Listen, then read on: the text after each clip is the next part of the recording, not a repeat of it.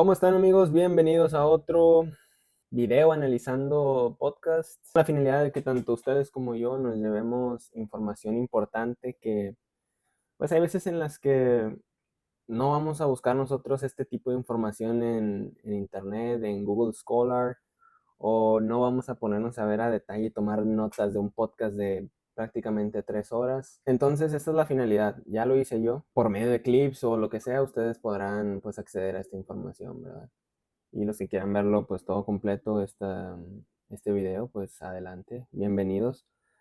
Como les dije, bueno, ya tomé apuntes de los puntos que se me hicieron a mí más importantes de este podcast y vamos con el primero. El primero es aquí, minuto 6:10. Do this and it's interesting, but we're still not dealing with the root issues of like what's driving cancer to begin with. And it was during this time, so April 2023, that I found Jack through the Rick Rubin Huberman podcast. That was one of the most mind-bending podcasts I've ever listened to. My entire Sí, miren, este podcast yo ya lo vi, está potente. Dura aproximadamente, no, es que está dividido como en 2 o 3 partes. Son como 6 horas, o 5 o 6 horas de podcast. Rick Rubin, Huberman y Jack Cruz. Ese podcast está muy revelador, hablan de temas muy importantes y tanto a ella ahorita menciona la doctora Alexis Cowan, que inmediatamente terminó y dijo, tengo que hacer cambios en mi vida. A mí me pasó exactamente lo mismo.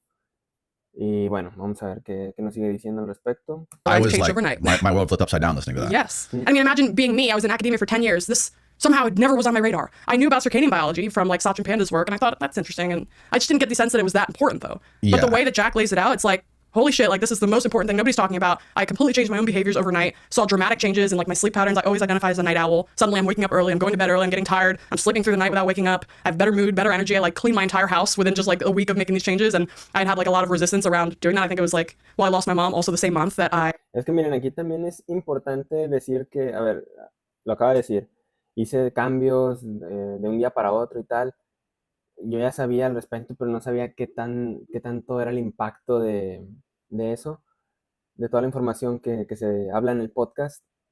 Y sí, a veces no es solamente la información, sino de quién viene esa información, ¿sabes? No es lo mismo haber visto qué tan importante es que utilices, no sé, lentes de protección contra la luz azul en un TikTok o en un post de Instagram, a que te lo diga alguien a quien tú respetas o alguien que respetas en el ámbito de que sabes que esa persona tiene la capacidad cognitiva de poder delimitar de que, oye, esto te hace bien y esto te hace mal. Entonces, la información es de quien viene cuando realmente dices, ah, caray, esto es importante. Así que, y una cosa más, tenemos invitado, Baby Groot en la casa. Es mi companion el día de hoy. Vamos al minuto 8:50. Obviamente ustedes pueden ver este podcast completo si lo quieren. Yo ya lo vi 2 veces. La primera vez, pues sí, lo estaba escuchando de fondo. Había partes que se me pasaban y tal. Pero ya en esta segunda leída y tomando apuntes fue que recuperé información que dije, caray, esto no lo había notado en la primera vez que lo escuché. Thing where I was like, are there any medical data or studies or research to prove this? Where he was talking about, I read his article that he posted on his Patreon about babies in utero, where he was talking about how when the fetus is developing in the womb, somehow the woman's body creates blue light yes. to stunt the development of the brain so that the cranium can fit through the birth canal. Yeah, so actually, I had Scott Zimmerman on my podcast, who's the founder of Nera Lighting. He makes light bulbs that are actually healthy. And we talked about this on my podcast, Undoctrinating Yourself, where basically it's really interesting, but as the pregnancy progresses, of course, in the beginning, the belly stays pretty flat, and there's a lot of fat tissue and like abdominal muscles that's preventing light from actually penetrating in. But as the pregnancy progresses, like you enter the third trimester, now you're starting to get this protrusion that's actually stretching the muscles and the skin to make it thinner. And what that means is there's more light coming in from the outside now, which would include some of the shorter wavelength light as well, like blue light, not necessarily UV light because it's very short wavelength, but blue light, if you stretch that skin taut enough, you can get some through, and that can directly work on leptin. That can begin to essentially allow the baby to put on more fat because it needs that fat for when it's born so that it can maintain its body temperature. So would it not? ¿Cómo decirlo? Lo increíble que está diseñado el cuerpo humano, tanto el del hombre como el de la mujer. La importancia y el porqué, los procesos que tienen que ver con la luz del sol en un proceso tan importante como lo es un embarazo. Te das cuenta que la importancia que tiene el sol en nuestras vidas como seres habitantes de este planeta. Entonces, a mí solamente se me hace tonto, sí, se me hace tonto pensar que el sol te hace daño, ¿sabes? Em, la importancia que tiene en demasiados procesos para la vida misma, para crear vida, se me hace algo ilógico decir que es dañino, ¿saben? Em, no, no sé, no me entra, pero pues cada quien tendrá su opinión al respecto. Not be good if you're like pregnant with a child to be in the sunlight. You don't want to be in the sunlight because you don't want to grow the baby any bigger. No, it's great. It's self-regulating mechanism. Yeah, exactly. Because also sunlight is perfectly balanced. We never receive blue light in isolation in nature. So like if you look at standard LEDs and fluorescent bulbs, device screens, it's a big bolus of blue light and it has basically no red or infrared light because it's energy, like energy saving or whatever, energy efficient.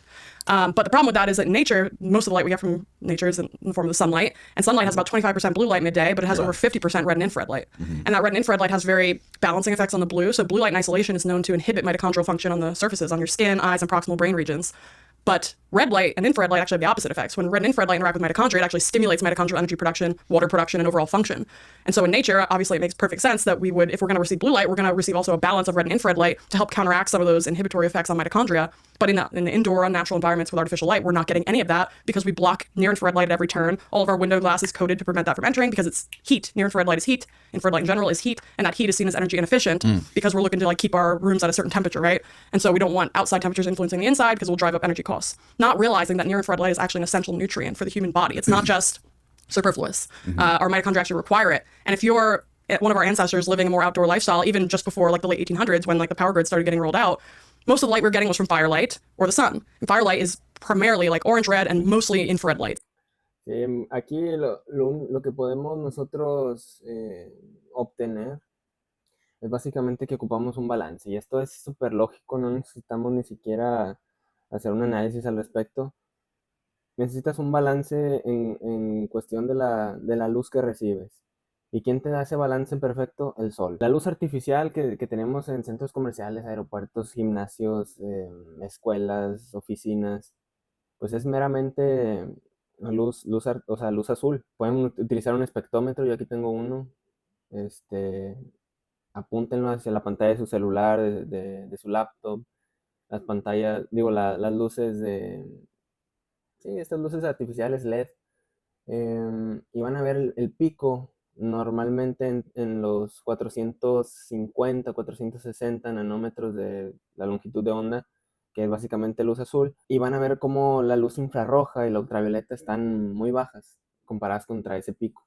Entonces ahí es donde está el desbalance. Si la luz del sol te está dando un 25% de la luz azul y un 50% de infrarroja, quiere decir que estando nosotros en un ambiente artificial, como el que conocemos hoy en día, pues es dañino. O sea, estamos ahí afectando a la mitocondria, lo acaba de decir claramente. Vámonos al siguiente punto. Atmosphere at like that very like long angle, but as the sun goes towards solar noon, then the thickness of the atmosphere becomes less, and then you can get more blue and UV light coming through. And so that's why the blue and UV really peaks around midday, and then it goes back to basically just being red and infrared at night. And so even if you're sitting in the shade outside, green plants reflect a ton of near infrared light. They do not absorb near infrared light; it's reflected off. And so even if you're sitting in the shade, you're receiving a bunch, and it penetrates. Oh, really? Yeah, and it penetrates into your body all the way through. If you're standing outside and it's reflecting off the green plants from all directions, it is going into every organ and tissue, and it's stimulating your mitochondria. What about if it's overcast like it was this morning? Even if it's overcast. Really? Yep, because long wavelength light it can penetrate through basically anything. Ya ven, o sea, aquí para las personas que digan, oye, es que yo no quiero estar directamente con el sol, pues, está muy, muy caliente. Ponte abajo de un árbol, la luz infrarroja te va a penetrar hasta los órganos. Y eso te hace muy bien, o sea, más adelante en el podcast vamos a hablar, a tocar los temas de no quiero llamarlo 3 tipos de alimentos, pero 3 maneras en las que nosotros tenemos que nutrir nuestro cuerpo. Y uno de ellos, pues es la luz. Obviously, there's some materials that are super thick, but clouds, that's nothing to that light. Wow.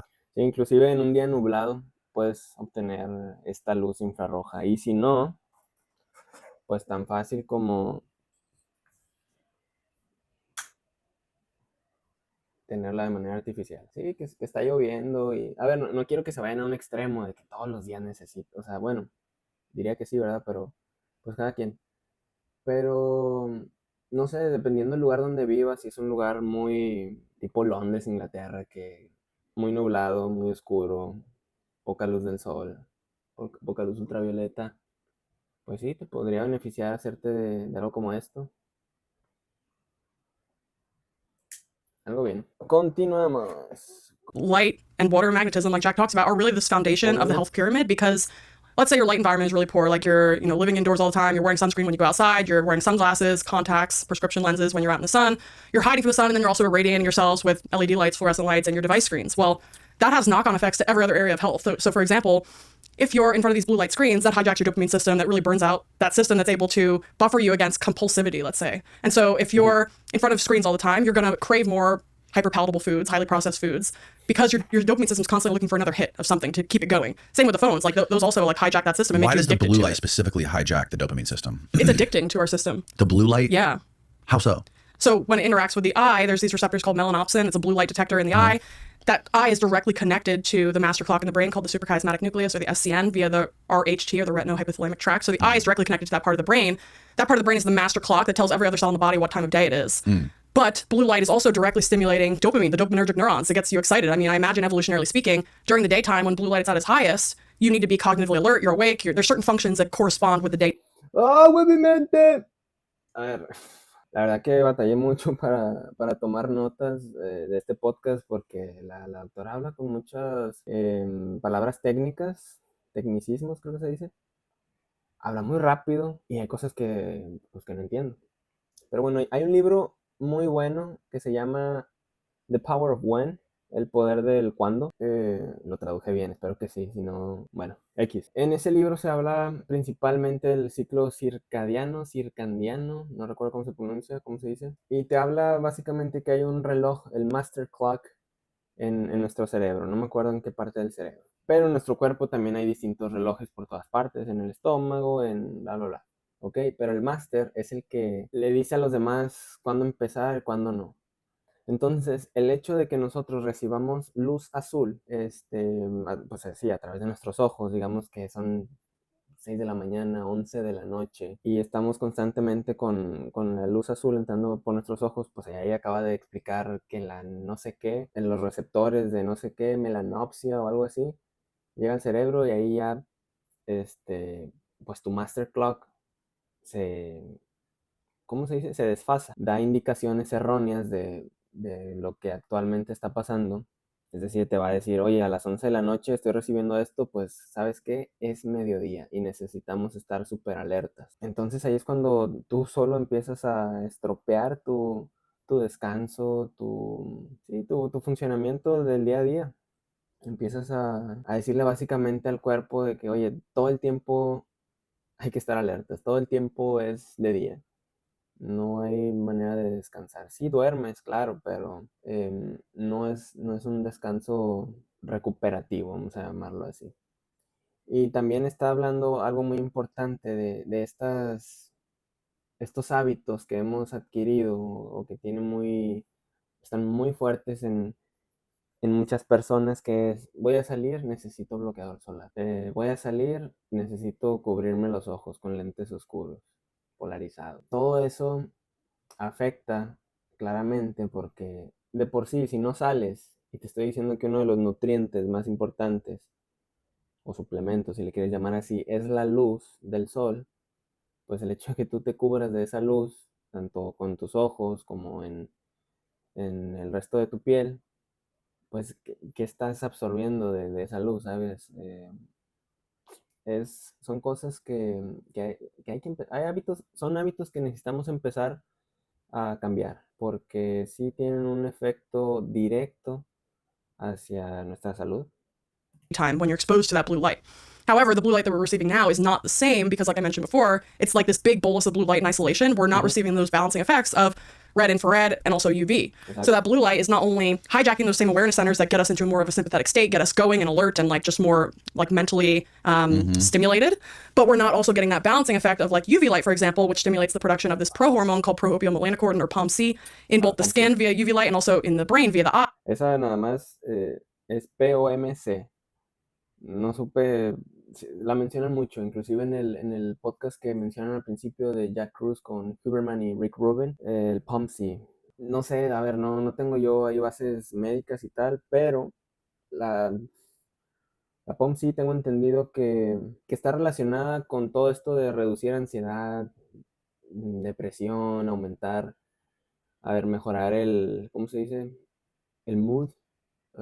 Se me fue la palabra, mejorar la memoria, aprendizaje, funciones cognitivas, etcétera, etcétera. Entonces, sí es muy importante tener esta, pues no sé ni qué sea la verdad, pero la POMC al punta de cañón, y esta pues su producción es estimulada meramente por la luz ultravioleta. Entonces volvemos a lo mismo, no agarras sol, no haces POMC correctamente, ahí están todos los inconvenientes. So POMC is this really complex prohormone that's cleaved into 10 distinct hormonal products. 3 of those are alpha, beta, and gamma endorphins, the endogenous opioid molecules. So people think about endorphins and running, but the primary stimulus of endorphins, ancestrally speaking, is UVB light in particular.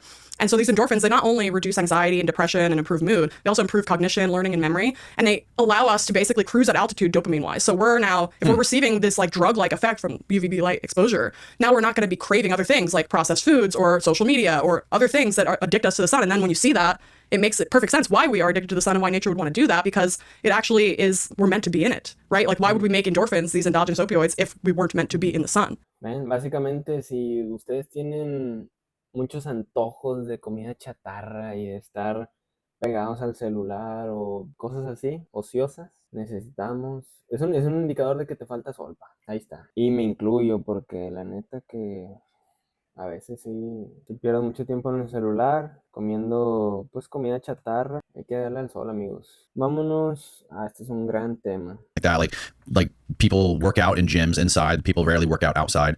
A ver, antes, esto, desde que lo escuché en el podcast de Andrew Huberman con Jack Kruse, cómo quisiera tener un gimnasio al aire libre.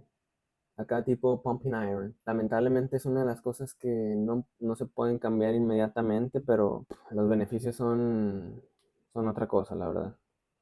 Bueno, sigamos. Eating, it makes you eat, incentivizes you to eat more convenient, shittier foods.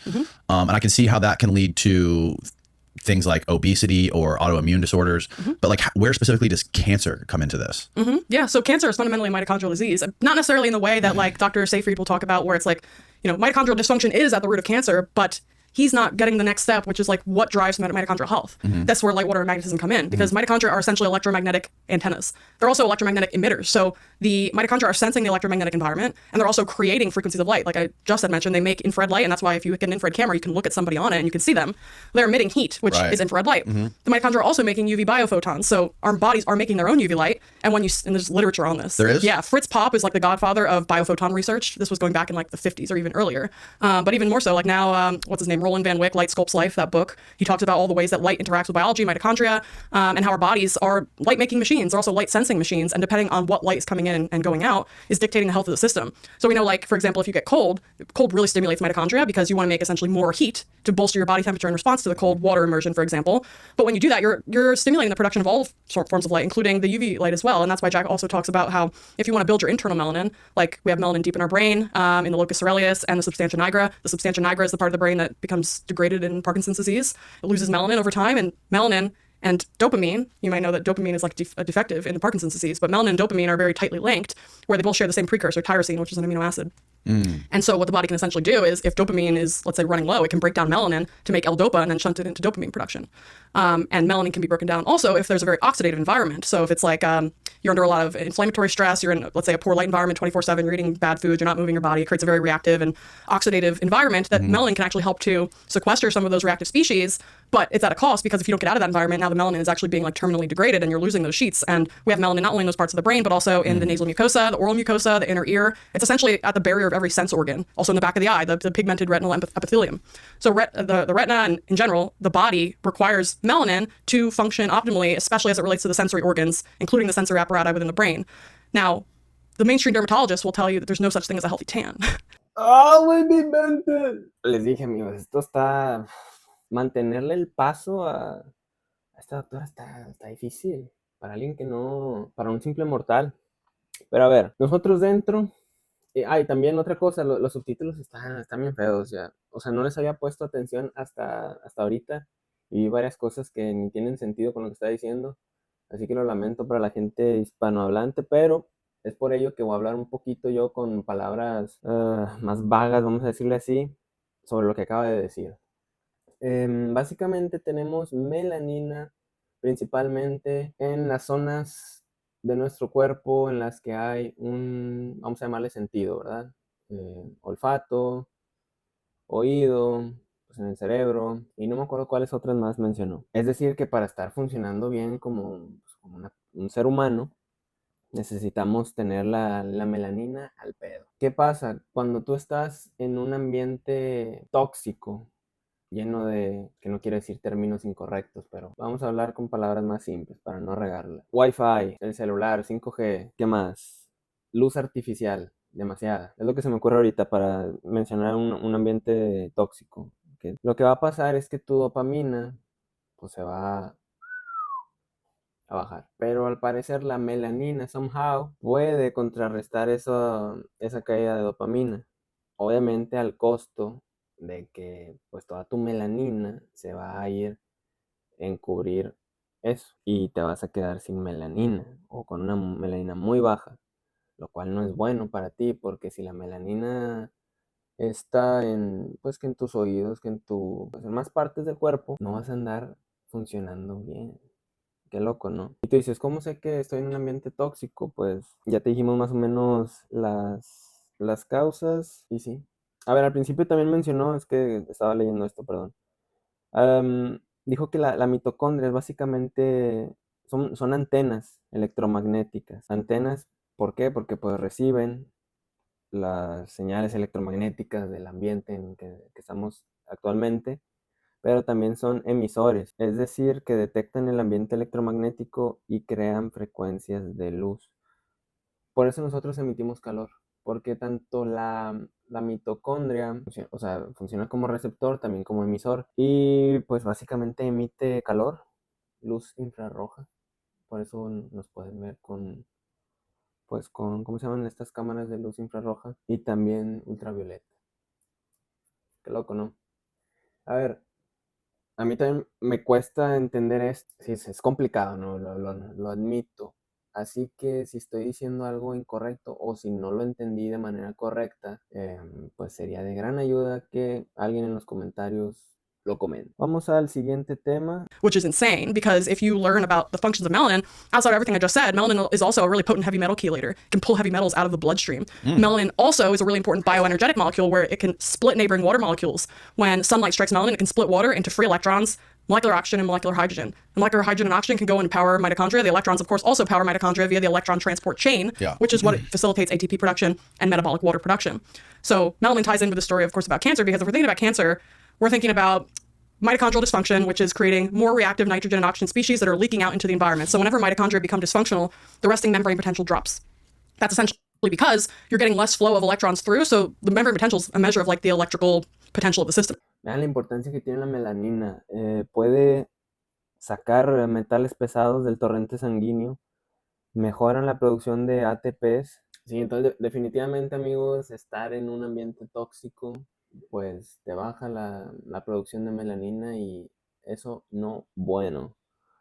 No bueno para nadie, pero ahorita vamos a ir viendo qué es lo que podemos hacer. A ver, el podcast dura 2 horas 53 horas. Ahorita estamos aquí como que sentando la base de abrir los ojos de que, oye, esto te hace mal, esto está mal, bla, bla, bla, esto te hace daño. Al ratito vamos a ver qué es lo que podemos hacer al respecto. No todo está perdido, amigos. Vamos al siguiente tema. You don't really have to worry about the deuterium content of your water if you have a very strong relationship with the sun and or with the seasons. If you live somewhere where it gets cold, and we'll talk about that because essentially the problem is that we're constantly trying to subvert nature. So for example, I'm from New Jersey. During the wintertime, people bundle up and then they go inside and it's turned up to like 70 or 75 degrees inside. Right. So it's like we're not getting the cold that actually compensates for the lack of UV light. In nature, whenever it's cold, oh shit, yeah, so whenever it's cold, it's meant to be low UV light, which means when you get cold, it stimulates your mitochondria to make their own UV light. wow. So it's like UV and infrared light are such essential nutrients that the body will make it itself. It will make it itself if you give it.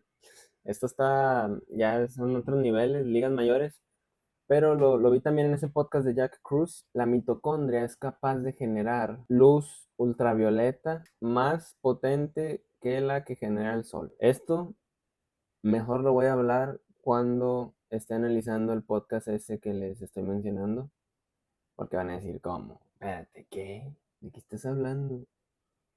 Calmado, lo vamos a ver en otro video.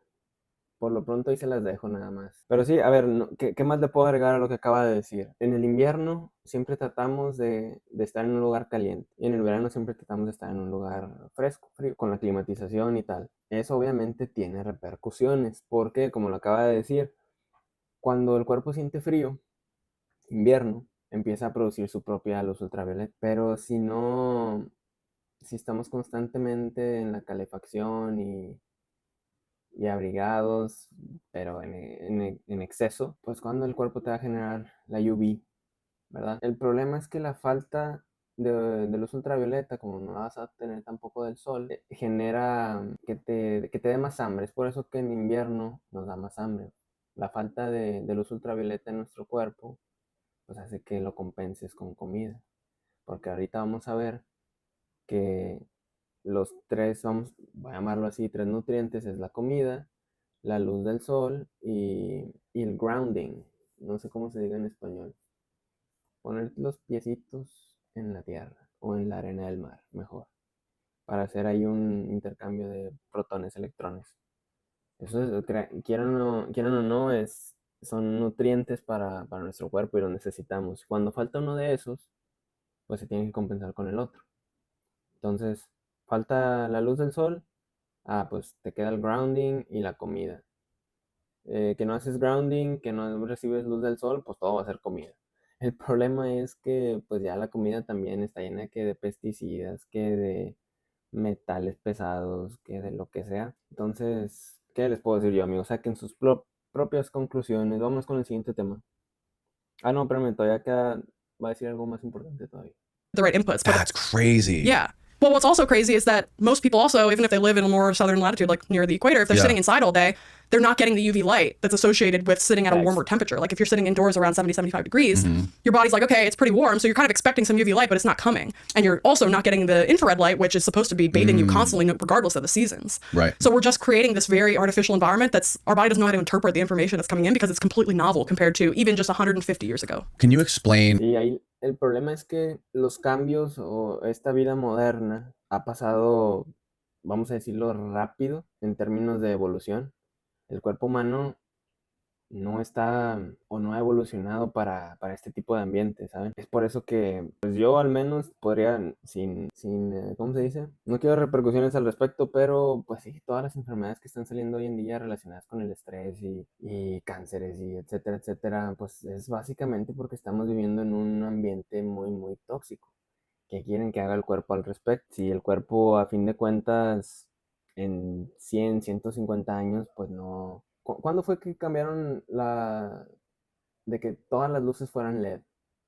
Hace poco, ¿no? A ver, hace poco digo 10 años. Si quieren, es que 20 ya me estoy pasando de lanza, porque 2006 todavía existían estas luces naranjitas, pero las LEDs pues llevan 10, 15 años a lo mucho. ¿Ustedes creen que el cuerpo se va a adaptar a eso rápidamente y decir, estos son luces artificiales?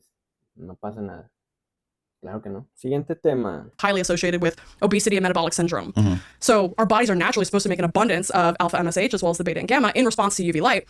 But there's been this demonization campaign that's been going on for decades about like stay out of the sun, slip, slop, slop the sunscreen and wear your sunglasses. And the ophthalmologists and the dermatologists are like, if you go in UV light without protection, you're a dumbass essentially. And it just couldn't be farther from the truth from just like a very basic, like we have the science to support it. We also have the first principles and like the ancestral. Con todo respeto para cualquier profesionista y para todas las personas en general, pero amigos, hay que nutrirnos del sol. Hay ocasiones específicas, particulares, en las que sí es bueno que te pongas aquí tus lentes de sol, más allá de que te veas chido en una foto. y de usar bloqueador solar, pero son situaciones contadas, no es para el día a día como muchos lo utilizan. Pero la feria que sale de los bloqueadores solares, pues, ¿qué haces contra eso?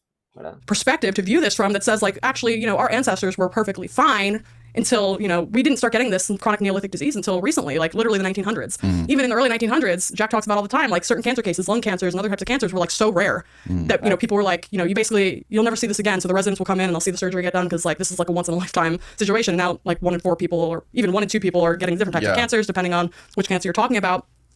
And it's clearly an epiphenomenon of our modern circumstances, our modern way of life. So it seems like the onus or the burden should be on the centralized model to prove their perspective, but instead it's like, we're just going to tell people this is the case. They're not going to question it because we've... A ver, antes de continuar, veámoslo así.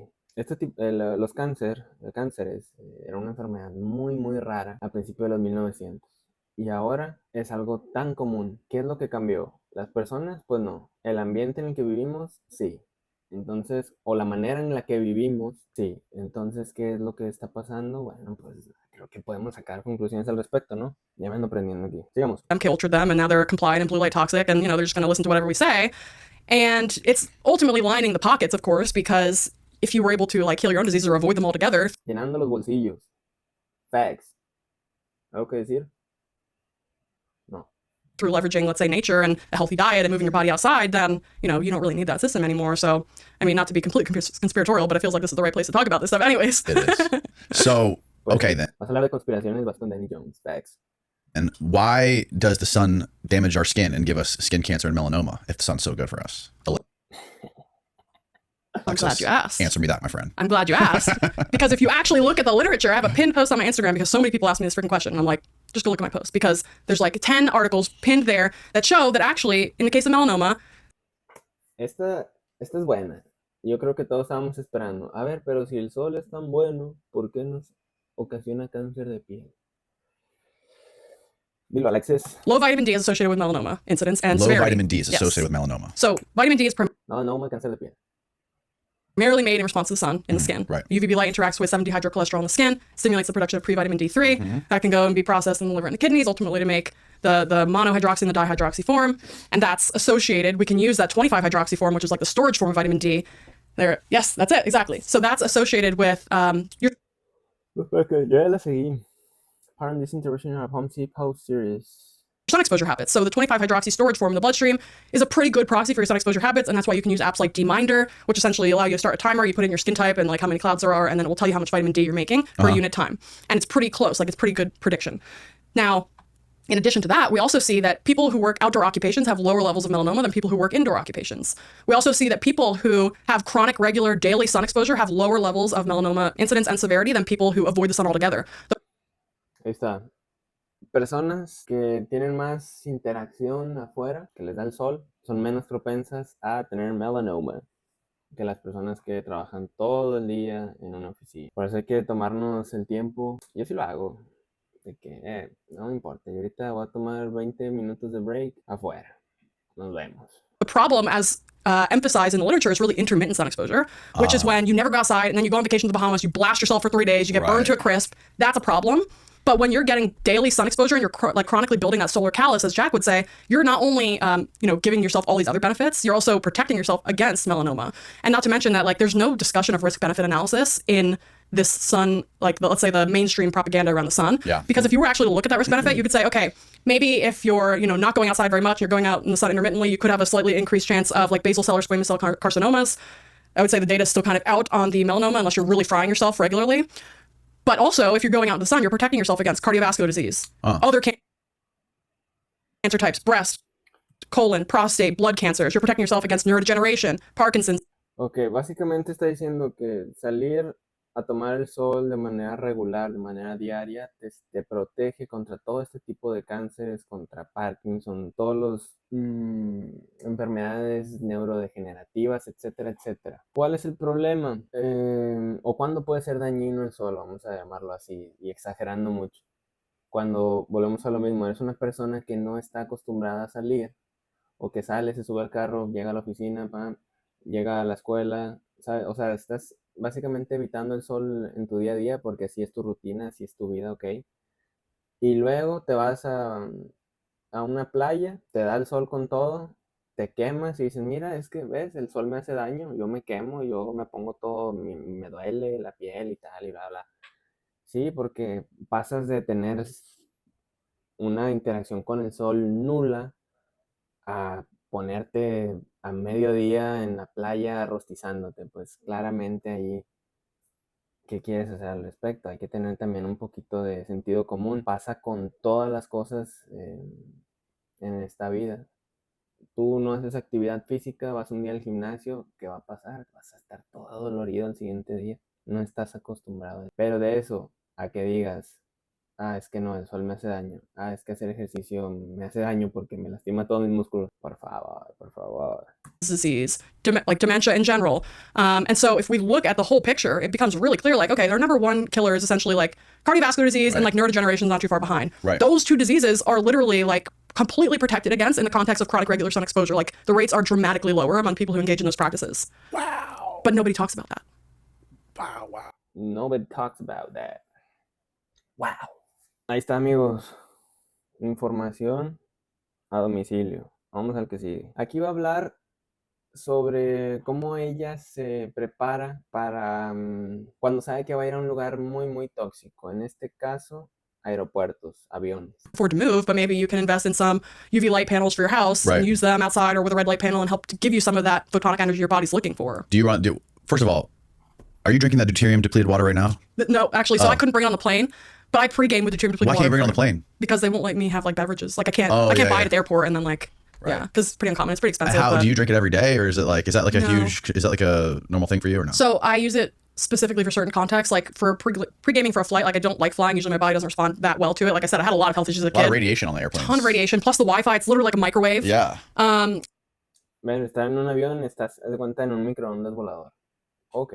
Y bueno, dejamos que siga. And so I pregame for like a week before the flight. I'll do deuterium depleted water, about 105 parts per million. I'll dilute it. I buy like the Qlaravia, I think it's called. There's a couple different brands, like light water as well. I'll dilute it to about 105 parts per million with my normal drinking water. And then I'll drink that every day leading up to the flight. I'll also chug a few ounces of the straight, like 25 ppm deuterium depleted water before the flight. I also took some ketones. I also fasted that morning, and then I just ate like meats and fats that day. So in a way that like could prepare my body to deal with that stress, because it's basically supercharging the mitochondria to get the deuterium depleted water, the ketones. Miren, es bueno saber lo que hay en un extremo y lo que hay en el otro. En el extremo, el peor de los casos es tú vas al aeropuerto como si nada, shorts, manga corta y vámonos. Lentes oscuros y hasta si quieres. Es el peor de los casos, donde vas a recibir el mayor daño posible a tu mitocondria, ¿ok? Y está el otro extremo, super safe, que es el que está explicando ella. Toma deuterium depleted water, que es agua a la que vamos a decirlo así, le quitan el deuterium. Se encuentra, es que este es otro tema. Digamos un agua que es más fácil para la mitocondria generar energía con ella, ¿sabes? O sea, no es el agua normal la que tú tomas, de alguna manera le cuesta a la mitocondria, vamos a decir, filtrarla para generar energía de manera eficiente. O te genera menos radicales libres que el agua normal, ¿ok? También hace fasting.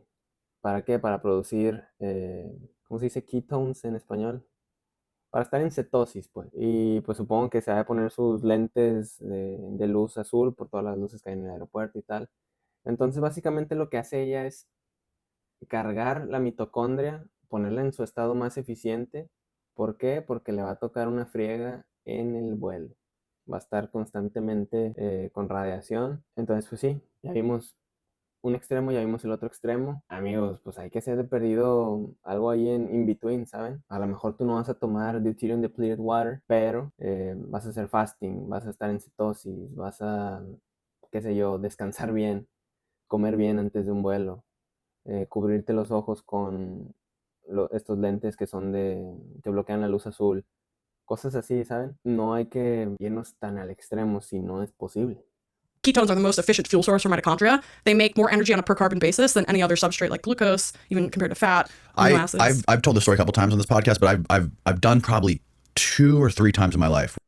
Bueno, aquí hablan del fasting, pero yo quiero ver otros temas acá. Está muy bueno el podcast. A la gente que le interesa todo esto, pues obviamente se los recomiendo. Pero bueno, a fin de cuentas yo no puedo hacer el video de las 3 horas y aparte poner pausa y hablar al respecto, ¿verdad? Tengo que irme con los temas que a mí me llamaron más la atención. Y está el methanol blue. Methanol. Related to hydroxychloroquine. So like that's what Jack was saying. Close, yeah. What is like a practical use of methylene blue? So, for every day, not just for brain surgery. Yeah. Esto es muy importante. ¿Cómo utilizar esta cosa? Porque el metileno azul, si es que está bien la traducción ahí, se utiliza para limpiar peceras. Entonces, tú dices, ¿a poco yo me puedo tomar eso? Sí, pero vamos a ver. Le acabo de preguntar cómo podemos utilizar esto de manera práctica. Yeah, I mean, he would defer because he doesn't like to get into trouble with this because it's kind of a gray area online with like censorship around methylene blue. Is there censorship really? Well, it's fish tank cleaner too, right? Yeah. Right. Oh yeah, it's also used in like research. My friend at Princeton uses it in his like zebrafish research to like stain embryos or whatever. But essentially what it can do is it does quite a few things. Jack would say that it works at the quantum biological level to help facilitate the movement of electrons, like quantum tunneling essentially. But it can help to make the electron transport chain a bit more coupled. So it helps with energy and water production in the mitochondria. So if you're in a condition where your mitochondrial function isn't very good, and maybe, like I said, long COVID, post-jab, or other situations where maybe your mitochondrial function is hindered, like, I don't know, some chronic disease states, then you may benefit from using it. Obviously, it's not medical advice, but it's very low toxicity, obviously. Ok, no es un consejo médico, pero el metileno azul puede ser utilizado para compensar una mala producción en tu mitocondria. Vaya, producción de energía. Interesante. Again, you wouldn't want to abuse it though because it can have some drawbacks. It also works as an SSRI and SNRI. So if you're on certain psychiatric drugs, you can't use it. Like what are they called? Like depression drugs, SSRIs. Yeah. So it can really help. Prozac, is that like one of them? Boost. Yeah, Prozac. There's another group of MAO inhibitors. Those Ok, básicamente ni lo pienses si estás tomando antidepresivos y cosas así. Interesante lo que se habla del metileno azul. Vamos al siguiente tema. It's important. Yeah, my gums bleed when I brush my teeth. Has that always happened? As long as I can remember. Sometimes it's worse than others. Sometimes I don't notice it. But I've heard what you just said before, and I always get worried. I'm like, oh shit, am I gonna die? I mean, we're all gonna die, but I do everything I'm supposed to do.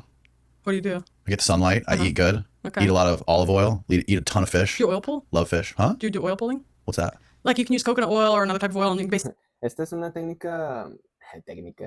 No, no sé cómo llamarlo. El oil pulling. Básicamente puedes utilizar aceite de coco o aceite de oliva también. Yo me alejaría de los aceites de semillas y todo ese rollo. Pero bueno, básicamente, te lo voy a decir, durante 10, 15 minutos, 20, ya si te estás pasando de lanza, te metes a la boca el aceite y empiezas a... swish it, and no sé, es higiene bucal. In your mouth? Yeah, it helps to break down the biofilms, like the hard plaque and the soft Ahí está la explicación científica y mejor. Ayuda a descomponer las biopelículas, bla, bla, bla. plaque that can form along the gum line. Really? Yeah, because Can you do it with olive oil? Yeah, you can do olive oil. So just swish it around in your mouth? Yeah, for like 5-10 minutes. You can do it in the morning while you're doing other stuff, No way. and then I you can put brush olive oil after. on everything I eat. It's I great. drown everything in What kind of olive olive oil. oil? Extra virgin olive oil? Like what brand? I don't know. Bueno, es que una cosa es que tú consumas el aceite de coco o el aceite de oliva en tus comidas y otra es que hagas oil pulling. Normalmente esto, para tener la mejor eficiencia posible del proceso, es que lo hagas pues en ayunas. Te levantas y te echas el aceite y empiezas a tirar todo el mugrero. Ahí se van bacterias, se van hasta pedazos de comida si es que no te lavaste bien los dientes el día anterior. Pero sí, y no te lo tomas, obviamente, lo escupes. No lo tires en... Ya tengo un video en YouTube hablando del oil pulling. Pero sí, no lo tires ni en el baño, ni en la regadera, ni en el lavabo, en la basura. Al cabo, sí, está líquido, pero ya una vez que agarra temperatura, pues se vuelve a solidificar. Así que va para la basura eso. Este es un tema importante ahí que habla de cómo muchos aceites de oliva o botellas o así, extra virgen, pues no lo son, pero pues las marcas venden humo, muchas. No, some shit I get from Publix. It's probably not real. It could be cut with seed oils. Really? They do that. Fuck. You need to make sure you're getting a good one. I like Costa Rica. It's on, you've seen it on Amazon or like Whole Foods, but Can you that's, pull this up, Steve? I need to get a visual. yeah. It's Greek olive oil in particular is known to be I the need a highest visual. phenolic, so it has the most antioxidant molecules. Greek. Yeah. Greek's where The it's one at. I'm using, I think right now, it's like a squarish looking bottle with a green logo. I want to say it's like California something. Is it a glass bottle? Glass bottle. Okay. Yeah, California's all right, but It's one of the more expensive ones. I have to. Steve, did you find this thing? it's called Costa Rica. It's with a K. Costa Rica olive oil with a K. Oh, I think I know what you're talking about. Yeah, that one's great. It's higher phenolic. There's also other like medicinal olive oils you can get online. They're like super high phenolic, very anti-inflammatory, antioxidant. I get the white bottle. Oh, I've had that one too. Oh, Costa Rica, I do have that. I do great. have that. Those I are love that one. expensive. I have. Ok, básicamente para elegir tu aceite de oliva extra virgen necesitas confirmar si la marca pues hace este aceite que sea alto en fenólicos. Ahí denle para atrás y vean la palabra, a ver si la tradujo bien en YouTube. Y que sea en botella de vidrio, obviamente. Porque las botellas de plástico, el aceite y tal, esa interacción va a hacer que se disuelvan los, vamos a llamarle los petroquímicos, y pues que te los lleves hacia tu organismo. Eso también me hace pensar al respecto de, por ejemplo, los shampoos que son de que aceite de aguacate y de todos los aceites, pues los shampoos normalmente vienen en botellas de plástico, entonces creo que es lo mismo, ¿no? O sea, a fin de cuentas le estás echando a tu cabello pues una combinación de ese aceite de aguacate con petroquímicos pues para hacer la botella de plástico, y lo cual no creo que sea muy bueno para tu cabello. Pero bueno, sigamos. Properties as a detox system, let's say. It's really, really important from heavy metal perspective, but also reactive oxygen species in general perspective. If you live in a very reactive environment, if you can have a tan, you can really help to mitigate some of those effects because that melanin can sequester some of those reactive species. Your body can also pull melanin from your skin inside. So we need way more research in this area, but we know that melanocytes are derived from the same origin as like the brain, neuroectoderm. And neuroectoderm tissues with that origin are able to maintain diapedesis or like movement in the body. So we consider movement in the body, like maybe with immune cells, also like, of course, metastasis in cancer, we consider it a bad thing, but some cells are meant to move around. And so actually a lot of people have had many people in my DMs, and even Jack talked about this with Rick Rubin as well. Like they go on a long flight and they get off the plane and their tan is like much less. Well, essentially what the body can do is it can pull melanin from the outside inside to help quench the reactivity that's going on from being in such a toxic electromagnetic intense environment. Yeah, that's fascinating how that happens. Yeah, so melanin is crucial. There's so many different aspects of our body that use it, but from like a detoxifying perspective or like a protection against the environmental insults perspective, we really need to focus on like the basics first. And Jack will frequently say like redox before detox, because redox essentially describes the net negative charge of the body, describes how well your mitochondria are working. All of the detoxification mechanisms our bodies have rely on mitochondria. So if our mitochondria are dysfunctional and suboptimal because let's say our light environment and deuterium load and our magnetic environment, also the electromagnetic environment in general, is poor, then we can't even begin to detox because our redox is broken. We don't even have the tools, the raw materials to do it. So we need to focus on the redox status first. And then if you want to support your detox pathways and this and that, you can do that. But we're playing a losing game if we're starting with detox and we're not paying attention to the mitochondria. How much? ¿Qué les puedo decir al respecto, amigos? Esta cosa sobre hacer una reducción de oxidación de tu ambiente antes de empezar con una detox, pues es muy interesante, pero no sé qué tan fácil vamos a decir fácil sea hacer algo así. Digamos que yo me quiero hacer una desintoxicación de lo que sea. De azúcares, de gluten, etcétera, etcétera. ¿Qué repercusiones tiene el hecho de que yo me cuide de la luz ultravioleta? De señales electromagnéticas tóxicas y etcétera, etcétera. Con que yo quite el azúcar y el gluten, ¿va a funcionar de igual o no? Puede que sí funcione, pero el efecto va a ser menor. No lo sé. Lo que sí me queda claro es que necesitamos cuidar nuestra mitocondria a toda costa. Sigamos. With detox and we're not paying attention to the mitochondria. How much of this EMF, 5G, Wi-Fi stuff is real? Like RFK talks about it, like penetrating the blood-brain barrier and all this stuff. Is that seriously? Is that real? So first of all, there's not been very good quality research on this. Okay. Primarily because Robert O. Becker got canceled back in the late 60s. A ver, toda esta gente de que creo que lo han visto al menos en redes sociales, de que las teorías, conspiraciones de el 5G, las señales 5G y todo ese rollo, pues como lo dice la doctora aquí, no es que, ¿cómo decirlo? Simplemente no han habido los estudios o los análisis o la experimentación adecuada para decir que son dañinos, pero tampoco ha habido la research de que sí sean buenas, ¿sabes? O sea, que no hagan nada. de daño. Ahí está la clave. Entonces, y bueno, aquí le puse pausa justo cuando menciona a Robert O. Becker. Lamento ahí la mala, los subtítulos. Robert O. Becker, tengo un libro que me regaló mi novia, o sea, de él.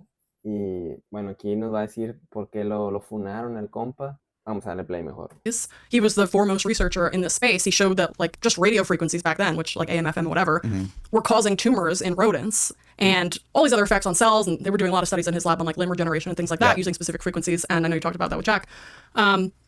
But that research basically got buried after he went on 60 Minutes and his whole entire career was ruined basically overnight. There's a whole chapter about him in that book, The Pentagon's Brain. Yeah. Well, for that reason, we don't actually have high fidelity research to point to, and it's conveniently because they can just say, there's no evidence that it's unsafe. Well, there's no evidence that it's safe. In fact, the evidence that is there would suggest that it's not safe. And then if you combine that with like the fact that, first of all of these 5G, 4G, Bluetooth, Wi-Fi, etc., they're all forms of light. They're all part of the electromagnetic spectrum. Antes de que empiece a hablar de eso, sí, volvemos al tema inicial. Si lo están viendo en formato clip, pues por ahí debe haber otro clip hablando en el que se mencionó esto de por qué en los 1900 un cáncer era muy extraño y por qué hoy en día es lo más común del mundo. El cambio en nuestro ambiente, en la manera en la que vivimos, es pues, el único indicador, o sea, lo único que ha cambiado. Los seres humanos siguen siendo los mismos. ¿Por qué hay todas estas enfermedades? Bueno, ya lo dijo aquí. Robert O. Becker en los 60 ya había comenzado a investigar y a decir que las radiofrecuencias estaban causando tumores dentro de roedores. Radiofrecuencias. Ahorita ya tenemos todo lo que está ahí. Bluetooth, Wi-Fi, 5G, 4G, ¿saben? O sea, hagan sus propias conclusiones y continuamos. Bluetooth, Wi-Fi, etc. They're all forms of light. They're all part of the electromagnetic spectrum. Okay. So like I mentioned earlier, our mitochondria are electromagnetic antennas. They're sensing the electromagnetic environment to try to understand what is going on in the environment. Is it winter? Is it summer? Like, what does it look like? How do I survive and thrive in this setting? Well, these frequencies were not present in our ancestral environment whatsoever. Right. Very small amounts of radio frequencies can get through the atmosphere, like very, very, very small. Compared to what we're experiencing today, like our bodies have no idea what this milieu is because it's completely foreign. And so you can, at the very least, think of it as these frequencies are interfering with our ability to create coherence and to sense the environment effectively. Todo esto es un rollo, o sea, si nos vamos a un extremo, ¿cómo le dices al cuerpo? Imagínate el cuerpo está recibiendo señales para decir, a ver, estamos en verano, estamos de día, estamos de noche, estamos en invierno, ¿qué pedo? Solo me puse a pensar de que imagínate, tú vives, no sé, vamos a decirlo, Cancún, y de un día para otro te vas a pasar vacaciones en Noruega. ¿Te imaginas ahí la mitocondria de que, cabrón, qué rollo, o sea, empezó una era de hielo, o sea, ¿qué está pasando? No sé, se me ocurrió eso, pero bueno, lo que está hablando es algo completamente distinto, de cómo todas estas frecuencias de luz, que son todas estas 5G, Bluetooth, etcétera, Wi-Fi, pues le dan información errónea a la mitocondria. La mitocondria ni siquiera sabe cómo interpretar eso, ¿sabes? Sí, pobrecita. But at its worst, you could see it would directly interfering with mitochondrial function, for example, which I wouldn't be surprised by at all, because if we look at, blue light, toxic artificial blue light being like probably the most severe non-native EMF we're facing, and then all the rest of them that we use for our technology together, at the same time as not moving our bodies, not getting sun, toxic food, toxic water, forever chemicals, all at the same time, all the vaccine schedule, everything like that. So it's like, it's really hard to disentangle because it's multifactorial, the problems that we're facing. And it's not like if we just fix one thing, everything else is fine. Right. We really have to consider the synergistic, like the negative synergy between these inputs, and nobody's doing that research because it's not reductionist. It doesn't fit within the model. So there hasn't been any real Nos están atacando por todos lados, amigos.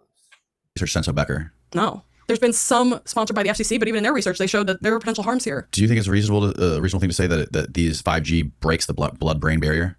Breaks it? I don't know or penetrates it? I don't know. What did RFK say? I don't remember what he said. I don't know if I heard that, but... It was on Joe Rogan. Creo que esto tiene que ver con... a ver, permítanme, necesito hacer ahí memoria. No sé si existen dos tipos, pero podemos dividir la radiación en iónica y no iónica. Espero estar diciendo los términos correctos, si no, alguien corríjame ya. Déjame lo busco aquí rapidillo. Es por ejemplo, Chernobyl, la planta nuclear ahí valió queso. Y ionizante, amigos. Estaba cerca, estaba muy cerca. No es iónica, es ionizante, radiación ionizante. Miren, la ionizante es cualquiera de los varios tipos de partículas y rayos emitidos por material radioactivo, equipo de alto voltaje, reacciones nucleares, bla, bla. Bueno, esta radiación pues sí es peligrosa para el ser humano, porque penetra en la no sé qué y vaya, te puedes hasta alterar tu ADN, modificarlo y tal. También está la radiación no ionizante, que pues la emiten pues todos los aparatos electrónicos, por ejemplo. Y el hecho de que no sea ionizante es que no puede pues causar estos efectos como lo hace la ionizante. Creo que es un poco obvio, ¿no? Sin embargo, los estudios que no se han hecho es qué pasa si estás constantemente en contacto con radiación no ionizante, ¿saben? Eso es lo que se está... Es la pregunta ahorita. No creo que sea tan bueno, la neta. Nos vamos al siguiente tema, bioenergética. Or whatever, cotton even. That all allows that electron to flow. But now with all of our rubber-soled shoes, our synthetic fabrics and everything like that, we're blocking that electrical connection to the earth. And we're cutting off basically 1/3 of the electron supply we're supposed to get. Aquí está.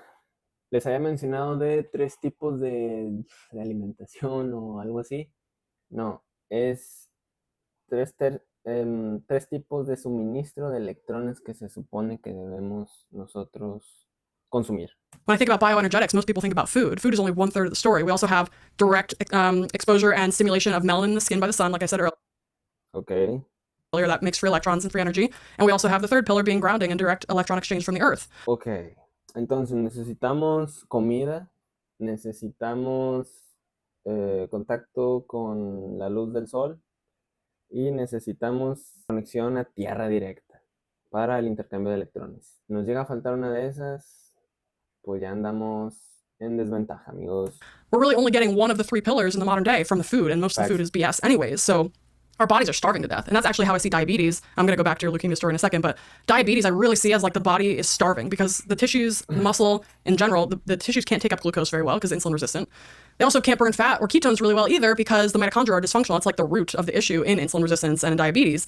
And so if your tissues can't burn anything, they're literally just shrinking away. And that's why we see sarcopenia and like muscle loss and frailty being associated with metabolic dysfunction and insulin resistance. And the tissues just need food. They need support, but food doesn't have to be food that you eat. Food can also be sun on your skin and your bare feet on the earth.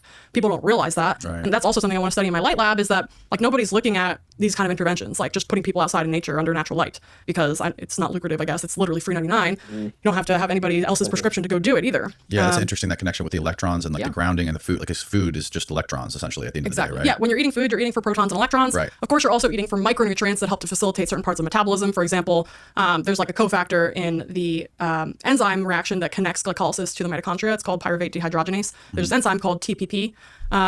It's like, I don't remember what it stands for. Anyways, that enzyme is part of like a micronutrient that you get from diet. You know, you get your B vitamin. Aunque supiera qué significa, no te entiendo. Pero bueno, es muy importante lo que está mencionando. Comemos por esos protones y electrones en adición a los micronutrientes que sirven para todo lo que está diciendo. Pero eso no quiere decir que sea... Sí, vaya, necesitamos también de ese intercambio de electrones que hay cuando nos exponemos al sol y a tierra directa, descalzos. Vitamin C, vitamin A, etc. E, whatever. Those vitamins also play roles in metabolism and stuff. So you are also eating for micronutrients, but first and foremost, you're eating for protons and electrons to power your mitochondria. And if we think about it in that way, then we can be like, okay, where else do we get electrons from? Well, we can get at these 2 other areas that nobody else is essentially thinking about or talking about. And then when you think about it in that way, it makes total sense why we're kind of experiencing this energetic crisis as modern humans. But going back to... Es que ahí está, amigos. O sea, si nos sentimos todo el tiempo cansados, fatigados, pues porque solamente estamos comiendo comida. No estamos comiendo entre comillas, los protones, electrones que nos va a dar el sol, que nos va a dar el intercambio ahí con la naturaleza, contacto, pues. Ahí está la clave y eso ayuda a energizar la mitocondria. Entonces, bueno, energizar el cuerpo a través de la mitocondria. Es que ya me tiene el cerebro tostado tanta información. Pero espero que lo hayan entendido. Si no, apenas con reposar un poquito la cabeza. Y ahora vamos a hablar de... Okay. That's the beauty of mitochondrial medicine is it's very actionable. Medicina mitocondrial. And you can completely turn the ship around to a certain extent depending on when you start the intervention. So there are 2 processes we need to outline. We have mitochondrial biogenesis and we have mitophagy. So mitophagy is similar to autophagy, which you may have heard of, which is like when you fast, your body can break down... repair itself, cells repair. And yes, it can break down. It's basically like the garbage men come out and they take all the trash and they can also repurpose the trash into useful things with it. So mitophagy is similar in that in mitophagy, which is stimulated by red light and also like fasting as well, that you're essentially going to be tagging the mitochondria that are the most damaged to be broken down. So it's like the ones that have the most mutations, they can put up a little flag and be like, hey, you can take me out, not take out the good ones. They're self-sacrificing essentially. Yeah. They can be broken down. Those raw materials can be reused. But in essence, what you're doing then is you're purifying the mitochondrial colony because now you're selectively depleting the bad ones and you're keeping the good ones. Now that's when the story of mitobiogenesis comes in, or mitochondrial biogenesis, which means that's the pathway that allows you to make new mitochondria from existing ones. So if you're optimizing mitophagy and depleting the bad ones, and you're also replicating the good ones, now in effect, what you're doing is you're basically purifying and expanding those purified mitochondria. So now you're restoring health at the tissue level and you're reducing heteroplasm, you're reducing mutation burden. Oh, wow. Yeah. And so when it comes to... Básicamente, el cuerpo es una maravilla. La manera en que funciona también. Hay procesos de la mitocondria, lo que lo mencionó ahí, la mitofagia, que básicamente va a agarrar toda la mitocondria que ya no está funcionando bien, agarra lo que sí le funciona, las partes que todavía siguen funcionando bien, y las recicla, ver dónde las va a poder utilizar. Pero eso va a ser como un tipo de selección, de que, a ver, todas las que están funcionando bien, ya están, todas las que no están funcionando bien, ya las quitamos, entonces solo quedan las que están jalando bien. Y a partir de ellas, haces más. Entonces, solo vas a hacer más de lo bueno, ¿saben? Es lo que le entendí.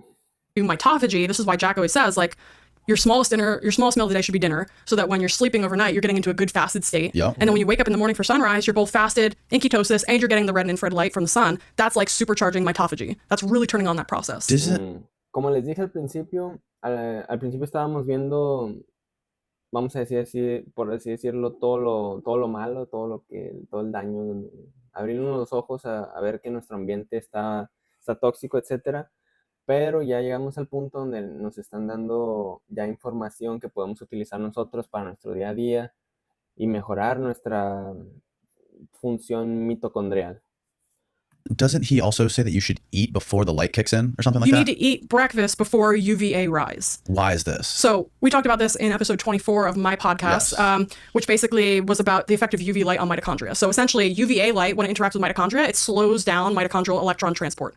It slows down energy production. What is the difference between UVA and UVB again? UVA is slightly longer wavelength than UVB. And that's in the morning early. Yeah, so it's sunrise, and then depending on the time of year, let's say up north where I'm in New Jersey, sunrise is like, I don't know, 7 o'clock. And then UVA rise is like maybe 8:15 right now. Okay. And then UVB rise maybe around 9, for example. Okay. It's not exact, but it's something like that. In the summer, you get a shorter window. And if you're near the equator, it's really short. Like UVA rise like 15 minutes after sunrise. Okay. Yeah, so during the summer, it's like you have shorter windows to play with. But essentially what's happening is your body is going to be really good at assimilating the nutrients and the electrons from food before that UVA rise, because the UVA is what's going to kind of put the brakes on mitochondrial metabolism, because it doesn't actually need that energy. Because if you're using UV light to power, let's say, energy production, you're powering the structuring of water as well, which facilitates metabolism. You don't need as much food. And this also directly relates to the alpha MSH story, because alpha MSH, like I said earlier, from UVB light suppresses appetite.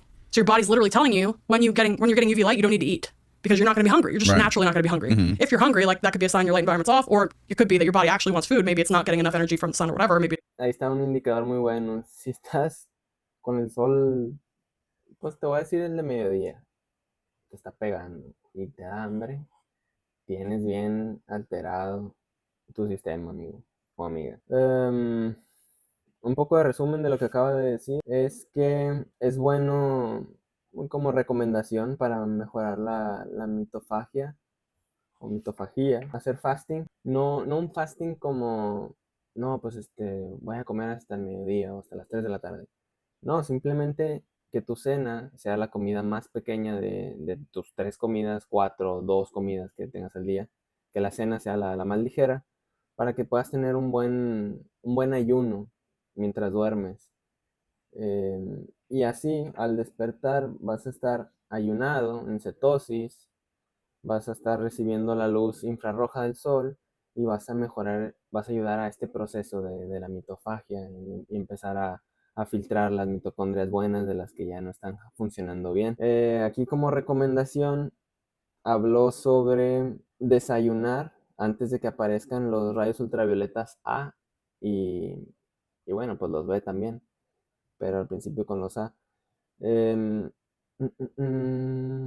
Puso un ejemplo ahí de cuánto tarda más o menos en salir después de que sale el sol. Pero bueno, eso apenas que cada quien lo cheque en el lugar donde vive y en qué época del año se encuentra, ¿verdad? Pero básicamente es porque tú al estar en contacto con los rayos ultravioletas, entonces empiezas a producir energía, por así decirlo. Lo cual quiere decir que si ya estás produciendo energía, pues no es necesario estar comiendo, ¿sabes? Para hacer más energía. Y ya, eso fue todo lo que dijo, según yo. Ahora nos vamos a ir a unos temas que me gustaron mucho y es los temas de cristales. All right, so tell me about the crystals. Yeah. Let's see this crystal you got here. Yeah. What So is this is a Vogel crystal. It's a 13-sided Vogel. Marcel Vogel was a Bueno, yo no sé nada de cristales, pero aquí, bueno, ya me dio curiosidad.